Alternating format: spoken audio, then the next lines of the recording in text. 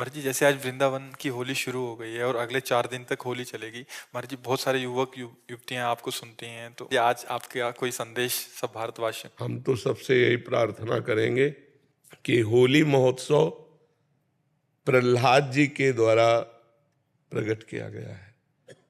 जब प्रहलाद जी किसी भी प्रकार हिरण्यकश्यप के मारने से नहीं मरे तो उसकी बहन होलिका थी। वो हिरण्यकश्यप को उदास देखा तो उसने कहा, भैया उदास क्यों हो? तो उनका ये प्रहलाद मर नहीं रहा, तो उनका आज मर जाएगा।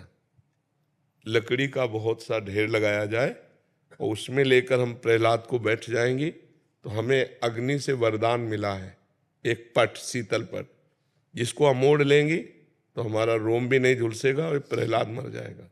बड़ा प्रसन्न हुआ हिरण्यकश्यप। उसने बहुत लकड़ी का पहाड़ लगाया, उसमें ऐसा बनाया जिसमें प्रहलाद जी को लेकर उनकी बहन बैठ गई। प्रहलाद जी की बुआ हुई हिरण्यकश्यप की बहन।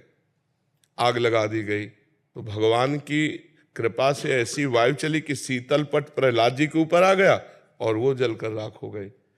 तो जितने प्रहलाद पक्ष के थे सुबह वहां जब गए तो देखा प्रहलाद जी बैठे हुए, बड़े आनंदित थे। ढोल मंजीरा कीर्तन से होली की पूजा की और आपस में गुलाल रंग लगाकर खेल रहे, नाम कीर्तन कर रहे, पद गा रहे कि प्रहलाद जी भगवान की भक्ति से बच गए।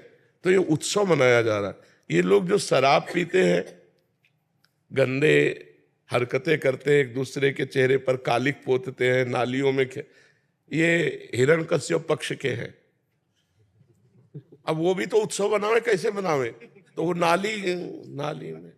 नालियों में गोबर कीचड़, उसकी हिरण्यकश्यप पक्ष की पार्टी, और एक होती साधुता की पार्टी। एक दूसरे पे गुलाल लगाए, रामकृष्ण हरि बोले और बैठकर पद गायन किए और खूब गुझियाँ और मिठाई भोग लगा कि ठाकुर जी को, और पाए आनंद मनाए। तो हमारी समस्त देशवासियों से प्रार्थना है, कोई भी व्यसन न किया जाए।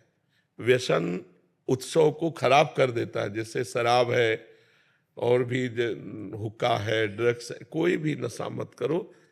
फ्रेश माइंड से भगवान का नाम जप करते हुए, पद गायन करते हुए होली का आनंद लो। नशे में होली का आनंद थोड़ी होता, नशे में तो मूढ़ता छा जाती है। मूढ़ता में आनंद कहाँ? तो कोई भी नशा इस होली उत्सव में ना किया जाए और हम आनंद पूर्वक भाईचारा बनाते हुए एक दूसरे का सम्मान करें, प्यार करें। जो हमसे दुश्मनी मानते हैं, होली के दिन हम उनके भी घर जाएं और उनके गुलाल लगावें और उनसे प्यार करें। हमारा एक भी दुश्मन विश्व में ना हो, यही सबसे बड़ी हमारी प्रार्थना है। हमारे आचरण पवित्र हो, हमारा व्यवहार पवित्र हो, हमारा चिंतन पवित्र हो, तो होली सार्थक है।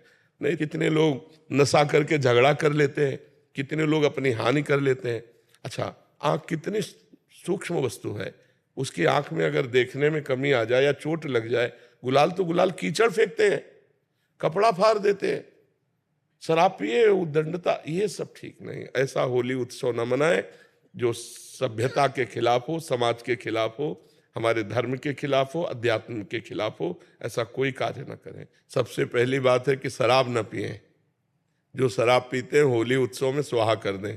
और दूसरी खास बात है, मांस न खाएं, क्योंकि आप भले जीव हत्या नहीं करते लेकिन आप हिस्सेदार हुए, क्योंकि आप खरीद के लाते हो और खाते हो, तो आप हिंसक ही माने जाओगे। तीसरी बात, किसी माता बहन की तरफ गंदी दृष्टि मत देखो। जैसे तुम्हारी बहन ऐसे दूसरे की बहन। तो आप पवित्र ब्रह्मचर्य रहिए और जो अपनी पत्नी है उसी पे अनुराग कीजिए। ये 3 बातें छोड़ने की कोशिश कीजिए: शराब, मानुष, व्यभिचार।